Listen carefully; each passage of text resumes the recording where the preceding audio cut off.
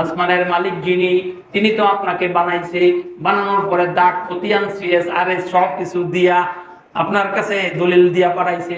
এর নাম হলো কোরআন। এর নাম কি? কোরআনের মধ্যে সমস্ত কিছু আল্লাহ দিয়া তারপর আপনার জন্য পাঠাইছে। পাঠানোর পরে আল্লাহ সব কিছু মানুষকে বলছে। আল্লাহ বলেন, ইয়া আইয়ুহাল্লাযীনা আমানু কুলু কাওলান সাদীদা, ঈমানদাররা তোমরা ভালো করে লক্ষ্য করে শোনো।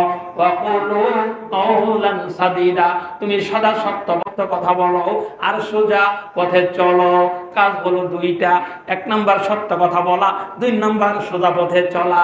সোজা পথ হলো রাসূলের পথ, সোজা পথ হলো কোরআনের পথ। রাসূলের হাতে একটা লাঠি নিলেন, লাঠি নিয়া একটা দাগ টানলেন, দাগ টাইনা ডান দিকে এবং বাম দিকে দুটা দাগ টানলেন, টাইনা তিনি ইশারা করলেন, এই যে সহজ এবং সোজা পথ, এটা হলো রাসূলের পথ, এটাই হলো জান্নাতের পথ। জোরে বলেন সুবহানাল্লাহ, লিল্লাহি তাকবীর।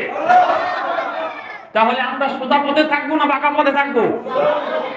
আমরা যদি সোজা পথে থাকতে চাই, কুলু কাওলান সাদীদা, সদা সত্য কথা বলতে হবে। মায়ের সাথে মিথ্যা কথা বলা হয় না। এক হুজুর ওয়াজ করছে, কয় মিথ্যা কথা বলা যায় বউয়ের সাথে। কার সাথে? বউয়ের সাথে মিথ্যা কথা বলা যায়।